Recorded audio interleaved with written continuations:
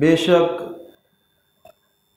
ہم آپ کی طرف سے مذاق اڑانے والوں کے لیے کافی ہو جائیں گے۔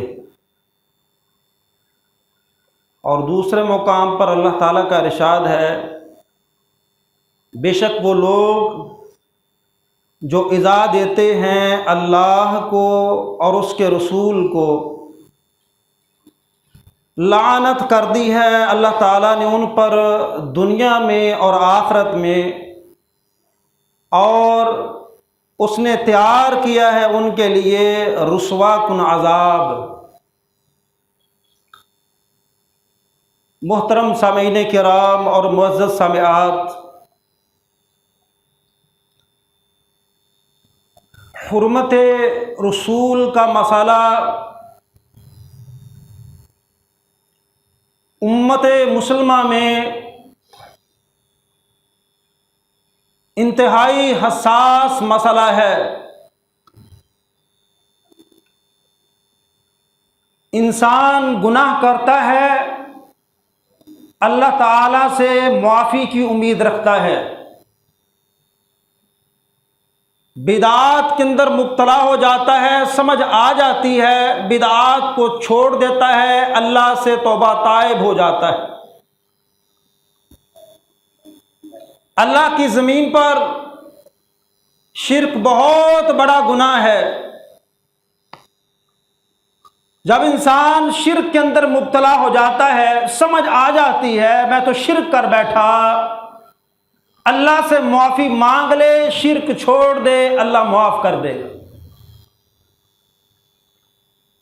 لیکن عزت رسول، ناموس رسول، یہ ایسا مسئلہ ہے کہ جسے شریعت اسلامیہ نے بڑا کھول کر بیان فرما دیا ہے اور یہ بات واضح کر دی ہے کہ گستاخ رسول کے لیے بالکل قطعاً کوئی معافی نہیں ہے۔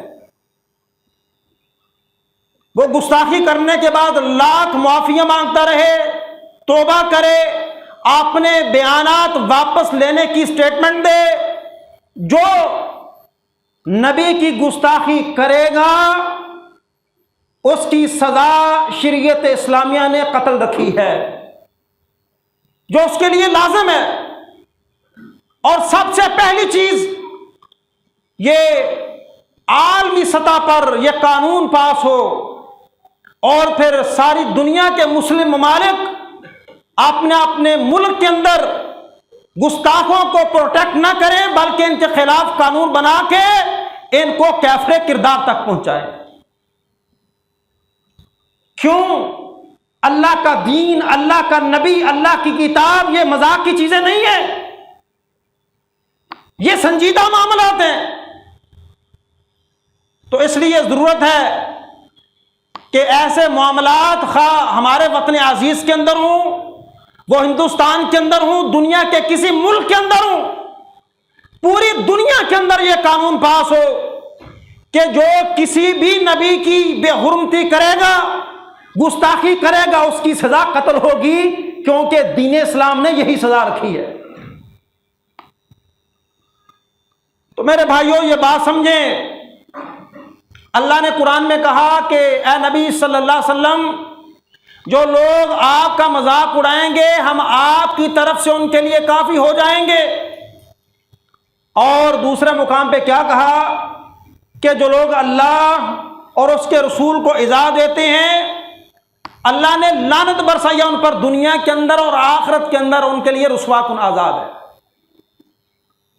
اللہ کے لیے مشکل نہیں ہے، اللہ نے تو اپنے گھر کی بھی حفاظت کی تھی۔ ابرہہ گرانے کے لیے آیا تھا، عبد المطلب کے اونٹ پکڑے گئے، عبد المطلب گئے، اپنے اونٹوں کا مطالبہ کیا۔ ابرہہ کہنے لگا میں تو تجھے بڑا خوبرو، نوجوان، خوبصورت سمجھتا تھا، دانا سمجھتا تھا، میں یہ سمجھتا تھا کہ عبد المطلب یہ کہے گا کہ تم خانہ کعبہ پر حملہ نہ کرو، واپس لوٹ جاؤ، لیکن بڑا چھوٹا سوال کیا تو نے کہا کہ میرے اونٹ واپس کر دے۔ عجیب بات ہے۔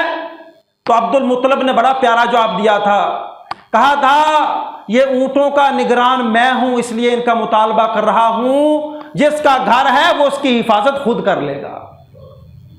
اور اس خالق کائنات نے حفاظت کر کے دکھائی۔ قرآن کی بات ہے، یہ مقامات مقدسہ شعار اللہ ہے۔ اللہ قرآن میں کہتا ہے انا نحن نزلنا الذکر وانا لہ لحافظون، ہم نے اس کتاب کو نازل کیا اور ہم ہی اس کی حفاظت کریں گے۔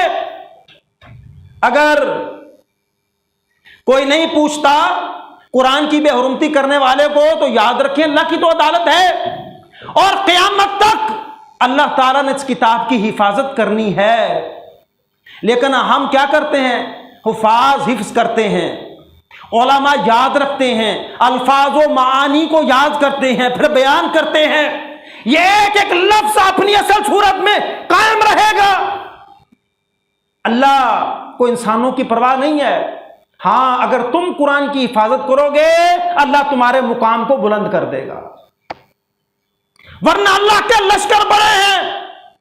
اللہ نے حرمت رسول کا بھی اعلان قرآن میں کیا کہ اگر تم میرے نبی کا دفاع نہیں کرو گے تو میں دفاع کروں گا۔ اور اللہ تعالیٰ نے قرآن کے اندر بہت ساری جگہوں پہ اپنے نبی کا دفاع کر کے بتلایا ہے، سمجھایا ہے۔ تو میرے بھائیوں، اللہ ہمارا محتاج نہیں، ہم اللہ کے محتاج ہیں۔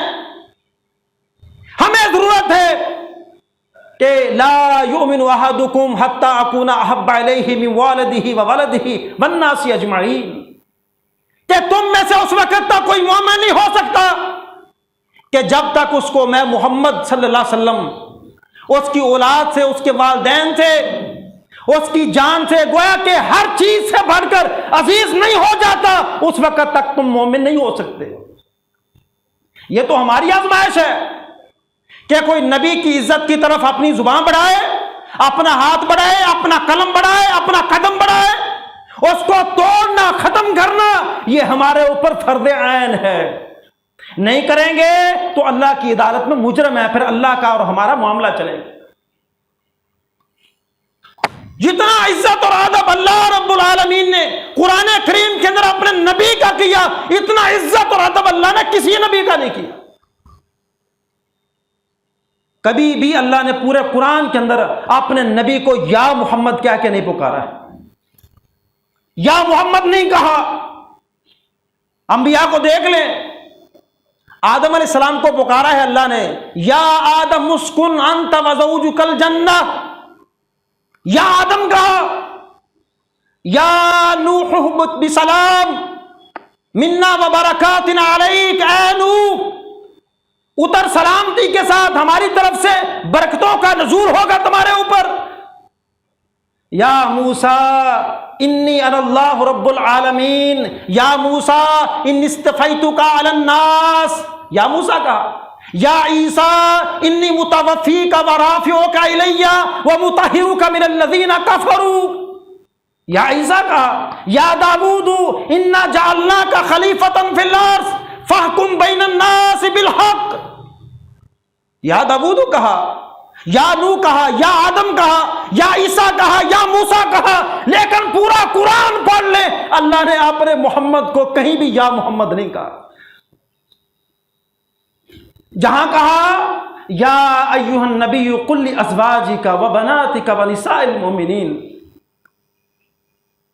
یا ایھا النبی جاہد الکفار والمنافقین واغلظ علیہم ومأواہم جہنم، یا ایھا الرسول بلغ ما انزل الیک من ربک۔ کہیں رسول کہا، کہیں نبی کہا، پورا قرآن میں کہیں یا محمد نے کہا۔ اللہ نے نبوت اور رسالت کو ذریعہ اعزاز کا، عزت کا، مقام کا ذریعہ بنایا اور ان ذریعوں سے پکارا یا ایھا الرسول، یا ایھا النبی۔ اللہ نے کہیں بھی یا محمد نہیں کہا۔ قرآن میں پوری جگہ کتنی جگہ محمد آیا ہے؟ 4 جگہ۔ پورا قرآن میں کتنی جگہ محمد آیا ہے؟ 4 جگہ۔ لیکن اللہ نے سیدھا مخاطب بھی نہیں کیا محمد یا محمد، نہیں،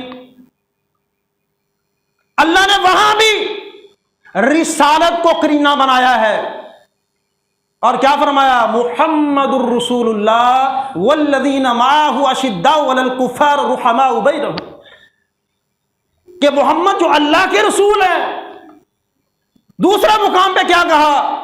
وما محمد الا رسول قد خلت من قبلہ الرسل. تیسرے مقام پہ ما كان محمد ابا احد من رجالکم ولکن رسول اللہ وخاتم النبیین. چوتھے مقام پہ والذین آمنوا وعملوا الصالحات وآمنوا بما نزل علی محمد صلی اللہ علیہ وسلم. یہ چار مقام پہ ہر جگہ رسالت کا اور وحی کا ذریعہ بنایا اللہ نے. پھر محمد کا نام لیا ڈائریکٹلی آپ کے ذاتی نام سے. پورے قرآن میں اللہ نے آپ کو مخاطب نہیں کیا. جب اللہ کے ہاں محمد عربی صلی اللہ علیہ وسلم کا یہ مقام ہے تو ایک امتی کے دل میں کتنا مقام ہونا چاہیے؟ اے امتی تیرا مقام کیا ہے؟ ایک عام مسلمان کا مقام مسند احمد کی روایت ہے محمد رسول اللہ صلی اللہ علیہ وسلم نے بیت اللہ سے مخاطب ہو کے کہا تھا کہ اے کعبۃ اللہ تیری شان بڑی ہے، تیرا مقام بڑا ہے، لیکن ایک مومن کی جان، مال اور عزت کی حرمت تجھ سے کہیں زیادہ ہے. ایک عام مومن کعبۃ اللہ سے زیادہ عزت رکھتا ہے، تو بتاؤ اس مومن کا نبی کی عزت کیا ہوگی؟ یہ اللہ کے ہاں مقام ہے. اور جس نے زبان درازی کی کوشش کی اللہ نے قرآن میں جواب دیا. ان بے شرموں نے، مشرکین نے کہا تھا چونکہ رسول اللہ صلی اللہ علیہ وسلم کا دور شعر و شاعری کا دور تھا، عیسیٰ علیہ السلام کا دور حکمت کا دور تھا. یہ ہر دور کے تخصصات ہوتے ہیں. آپ کا دور شاعری کا دور تھا تو لوگوں نے کہا یہ شاعر ہے. اللہ نے قرآن میں جواب دیا وما ہوا بقول شاعر قلیلا ما تؤمنون. اے ظالموں، جھوٹ کہتے ہو، یہ کسی شاعر کا قول نہیں ہے، بلکہ اس سے پیچھے کیا کہا؟ انہ لقول رسول کریم. یہ رسول کریم کا قول ہے، یہ شاعر کا قول نہیں. کسی نے کاہن کہنا چاہا، اللہ نے قرآن آسمان سے جواب دیا ولا بقول کاہن قلیلا ما تذکرون. جھوٹ کہتے ہو، میرا نبی کاہن بھی نہیں ہے. کسی نے مجنون کہنا چاہا، رب نے قرآن میں جواب دیا. اللہ کو عرش پہ یہ توہین گوارا نہ ہوئی. اللہ نے کہا وما صاحبکم بمجنون. دوسرے مقام پہ کہا نون والقلم وما یسطرون ما انت بنعمت ربک بمجنون. اللہ نے آسمانوں سے ان کی ایک ایک توہین کا آسمان سے جواب دیا. وحی کا تعطل ہوا، فترات الوحی کا زمانہ. پہلی وحی کے بعد کچھ دیر وحی رکی. ابو لہب کی بیوی ام جمیل کہتی ہے یہ نبوت کا دعوے دار، اس نبی کو اس کا رب چھوڑ گیا ہے. استہزاء کیا. رب نے کہا انا کفیناک المستہزئین. نبی گھبرانا نہیں ہے، ہم ہیں نا جواب دینے والے. اللہ نے سورۃ نازل کی والضحیٰ واللیل اذا سجا ما ودعک ربک وما قلی. اللہ نے قسمیں اٹھا اٹھا کے کہا کہ اے نبی گھبرانا نہیں، نہ تیرے رب نے تجھے چھوڑا ہے اور نہ تیرا رب تجھ سے ناراض ہوا ہے. انہوں نے کہا ناراض ہو گیا اس کا رب، وہی کیوں نہیں آتی؟ جو انہوں نے توہین کرنا چاہی. اللہ نے یہی ام جمیل کعبۃ اللہ کے اندر بیٹھے ہیں، ابو بکر صدیق ساتھ ہیں، ایک نوکدار بڑا پتھر اٹھائے ہوئے رسول اللہ صلی اللہ علیہ وسلم کی طرف آ رہی ہے. اور آپ ابو بکر صدیق فرماتے ہیں اللہ کے نبی یہ بے ایمان عورت نا، اس کے تیور اچھے نہیں لگتے، یہ لگتا ہے آپ کو دیکھ لے گی، یہ نقصان پہنچانے کے ارادے سے آ رہی ہے. اللہ کے نبی صلی اللہ علیہ وسلم فرماتے ہیں ابو بکر یہ مجھے نہیں دیکھ سکے گی. اللہ کے نبی صلی اللہ علیہ وسلم قریب ہے، کہا نہیں دیکھ سکے گی. کیوں؟ قرآن میں آتا ہے اذا قرأت القرآن جعلنا بینک وبین الذین لا یؤمنون بالآخرۃ حجابا مستورا. کہ جب میرا نبی قرآن پڑھتا ہے نا تو ان بے ایمان کافر اور نبی کے درمیان اللہ ایک پردہ کر دیتا ہے. رسول اللہ صلی اللہ علیہ وسلم نے قرآن پڑھنا شروع کر دیا. اللہ کے نبی صلی اللہ علیہ وسلم نے قرآن پڑھنا شروع کر دیا اور پاس آئی کھڑی ہو کے ابو بکر صدیق سے کہتی ہے وہ تیرا دوست کدھر ہے؟ سنا اس نے میری ہجو کی ہے، وہ کدھر ہے؟ تو ابو بکر صدیق قسمیں دے دے کے کہتے ہیں کہ نہیں میرے نبی نے تیری ہجو نہیں کی ہے. لیکن یہ بے ایمان دیکھنا پئی، اس کا خامد ابو لہب نبی کا چاچا، وہ ایذائیں اور تکلیفیں دینے والا، صفا پہاڑی پہ سارے قبائل کو اکٹھا کیا، قریش کے قبائل کو، اور لا الہ الا اللہ کی دعوت دینا شروع کی اور کہا میں تم کو ایک بڑے عذاب سے ڈرا رہا ہوں. قولوا لا الہ الا اللہ تفلحوا وتملکوا العرب والعجم. یہ بے ایمان ابو لہب کہتا ہے الہذا تبا لک الہذا جماعتنا، تیرا نعوذ باللہ تیرا ستیہ ناس ہو، تو نے ہمارا سارا دن ضائع کر دیا صرف اس کام کے لیے. اللہ کو آسمان پہ گوارا نہیں ہوا کہ میں نبی سے یہ بات کرے. اللہ نے سورۃ تبت یدا ابی لہب وتب،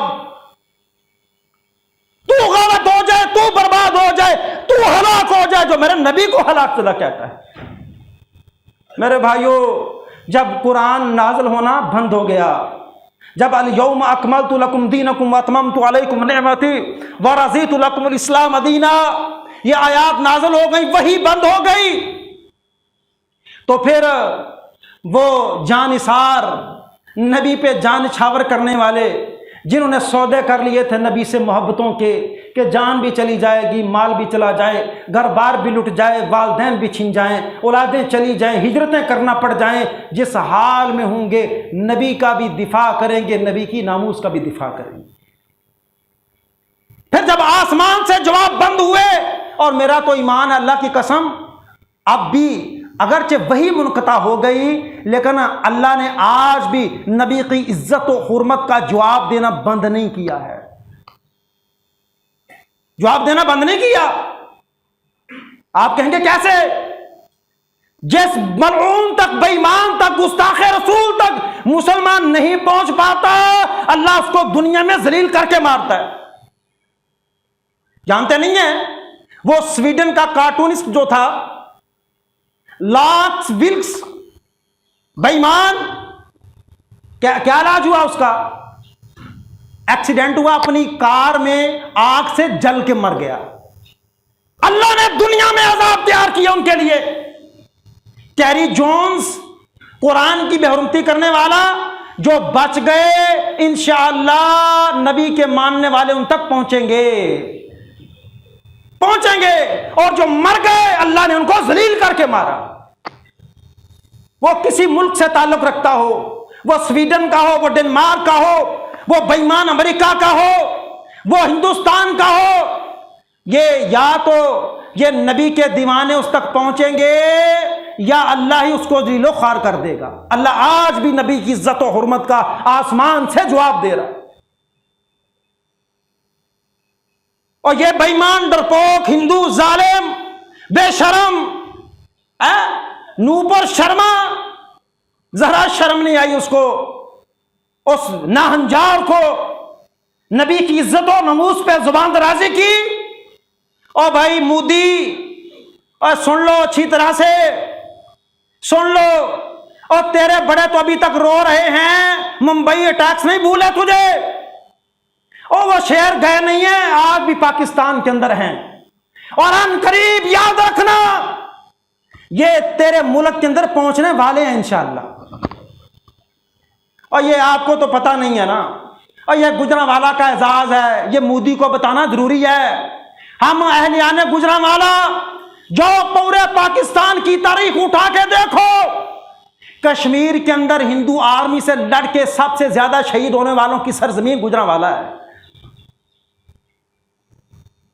اور بھائی تو نہیں سنبھال پائے گا اپنے آپ کو، اور تیرے لال قلعے کے اندر گجرانوالہ پیپلز کالونی کا نوجوان جس نے تیری سینہ کی پینٹیں اتار کے ان کی پشتوں پہ تازیانے رسید کی ہے اور زندہ سلامت بچ نکلا تھا، تو اس کو نہیں پکڑ سکا تھا. تم بات کرتے ہو اب ہم بیان واپس لیں گے، یہ کریں گے، وہ کریں گے. اور شاباش میں دیتا ہوں یہ ہمارے اسلامی ممالک کو، عرب ممالک کو، مڈل ایسٹ کو، کہ جنہوں نے بھرپور احتجاج کیا بھارت کے اس رویے پر. اور یہ چانس اینڈ کوئنسیڈنس نہیں ہے، میری نظر میں یہ پری پلانڈ ہے. پاکستان کے حالات کو دیکھتے ہوئے یہ پری پلانڈ ہے. پہلے سیاسی گتم گتا ہے ساری پارٹیاں، اب درمیان مذہب بھی آنا چاہیے. یہ عوام مشتعل ہوگی، حکمرانوں سے مطالبہ کرے گی، یہ ہم سے ٹریڈنگ کے معاہدے توڑیں گے، اور پھر پاکستان کی معیشت تنگ ہوگی. یہ مجبور ہو جائیں گے حکمران، اور میں یہ عرض کر چکا پہلے سوشل میڈیا کے حوالے سے کہ میں نے کہا تھا 3 ایریاز ہیں جہاں آج دنیا کی طاقتیں پاکستان کے خلاف ٹارگٹ کر رہی ہیں۔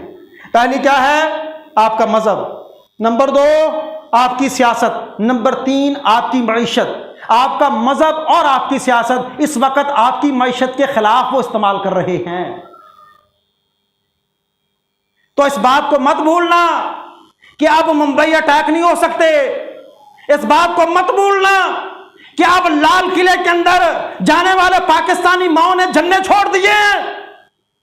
تو اپنے ان کرندوں کو بی جے پی کے کرندوں کو لگام ڈالیں، ورنہ یہ صرف پاکستان نہیں، دنیا کے اندر بڑے ماؤں نے ایسے بیٹے پیدا کیے ہیں جنہوں نے، کچھ نے افغانستان کے پہاڑوں میں جام شہادت نوچ کیا، کسی نے کشمیر کے اندر کیا اور کسی نے ہندوستان کے اندر کیا۔ تو جیسے صحابہ نے علاج کیا تھا ویسے ہم بھی علاج کرنا جانتے ہیں۔ ایک صحابی رسول ہیں، نبینہ ہے، ام الولد لونڈی ہے، اس کی ایک لونڈی ہے، 2 خوبصورت ہیرے جیسے بیٹے، لیکن اکثر و بیشتر رسول اللہ صلی اللہ علیہ وسلم کے بارے میں ہرزہ سرائی کرتی ہے، ہرزہ سرائی کرتی ہے۔ وہ صحابی منع کرتے ہیں کہ نہ کرو، وہ میری جان ہے، میرا نبی ہے، میرا سب کچھ ہے، ان کے بارے میں مت بولو، لیکن وہ آواز نہیں آتی، یہ آئے روز کا معمول بن گیا۔ صحابی نابینا ہیں۔ ایک دن ایسا ہوا کہ خنجر پکڑا اور پیٹ میں پیوست کر دیا، پیٹ میں پیوست کر دیا۔ معاملہ صبح کے وقت رسول اللہ صلی اللہ علیہ وسلم کی عدالت میں پہنچا کہ یہ معاملہ ہوا۔ اللہ کے رسول صلی اللہ علیہ وسلم نے لوگوں کو اکٹھا کیا، لوگوں کو بلایا اور کہا، آپ نے فرمایا کہ میں اللہ کی قسم دیتا ہوں اس شخص کو، اور میرا اس پر حق ہے، اس نے جو بھی کیا، جو کچھ کیا، وہ کھڑا ہو جائے۔ یہ آواز لگانے کی دیر تھی، وہ نبینا صحابی جو صفوں سے پیچھے بیٹھے تھے بھاگتے ہوئے رسول اللہ صلی اللہ علیہ وسلم کے قدموں میں حاضر ہو گئے اور کہا، اللہ کے نبی، وہ میں نے کیا ہے، کیونکہ یہ لگ رہا تھا یہ تو نبینا ہے، کیا کر سکتا ہے۔ کہا، آپ کی عزت کا مسئلہ تھا، آپ کی حرمت کا مسئلہ تھا، یہ بار بار ایسا کرتی تھی، مجھ سے برداشت نہیں ہو سکا، میں نے بڑا منع کیا لیکن یہ باز نہیں آئی کہ اللہ کے نبی آپ کی عزت سے بڑھ کے میرے لیے کیا ہے۔ وہ نبینا جب صفیں پھلانگتا رسول کے قدموں میں حاضر ہوا، اللہ کی قسم جب میں پڑھ رہا تھا میری آنکھیں آپ دیدہ تھیں کہ آج ہمارے جیتے جی ہماری آنکھوں کے سامنے ہم تو بینا ہیں، نبی کی عزت و حرمت پہ ہاتھ ڈالا جائے، ہم کچھ نہ کر سکیں، اس سے بڑی بے بسی کیا ہے۔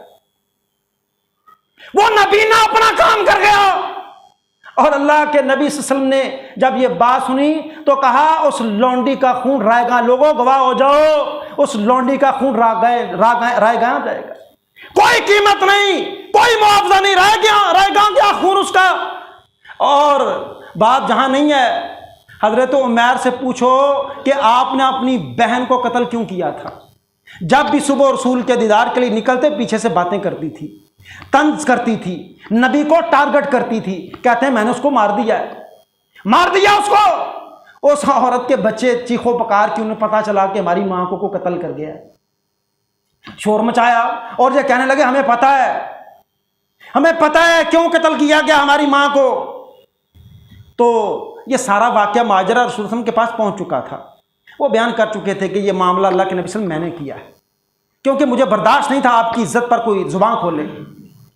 تو آپ نے نا کیا کیا، ان کے گھر ہی کسی کے ذریعے پیغام بھجوایا اس کے بچوں کو کہ بتاؤ تو صحیح نا یہ قتل کس نے کیا ہے۔ وہ کسی اور کا نام لے رہے تھے، وہ کسی اور کا نام لے رہے تھے، اور اسلام عدل کا دین ہے۔ اسلام کس کا دین ہے جی؟ عدل و انصاف کا دین ہے۔ اللہ کے نبی صلی اللہ علیہ وسلم فرمایا کہیں ایسا نہ ہو کہ جس کا نام لے رہے اس کے خلاف کوئی کارروائی ہو جائے۔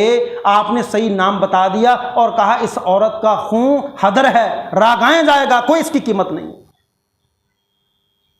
کعب بن اشرف یہودی، اسلام کا دشمن، نبی پہ ہرزہ سرائی کرنے والا، اللہ کے نبی صلی اللہ علیہ وسلم فرماتے ہیں کون ہے جو کعب بن اشرف یہودی کو اس کی گردن اتارے، اس کو قتل کرے، کیونکہ اس نے اللہ اور اس کے رسول کو ایذا پہنچائی ہے۔ ان الذین یؤذون اللہ ورسولہ لعنہم اللہ فی الدنیا والآخرہ۔ کون ہے جو اس کا پتہ کرے؟ محمد بن مسلمہ کہتے ہیں اللہ کے نبی صلی اللہ علیہ وسلم میں قتل کر دوں؟ کہا ہاں قتل کر دو۔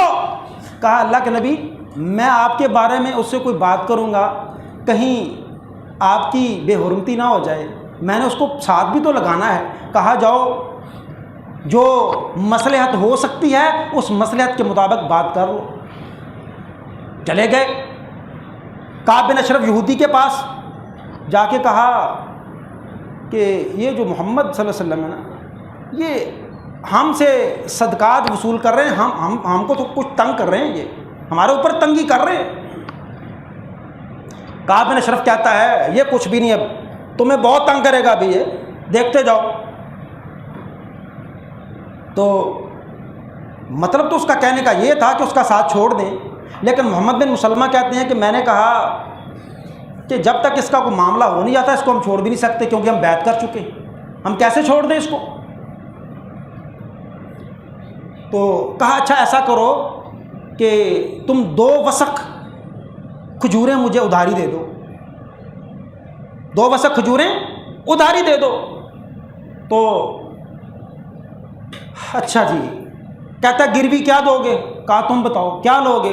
کہا اپنی عورتیں میرے پاس چھوڑ جاؤ، کھجوریں 2 وسق لے جاؤ اور اپنی عورتیں میرے پاس چھوڑ جاؤ۔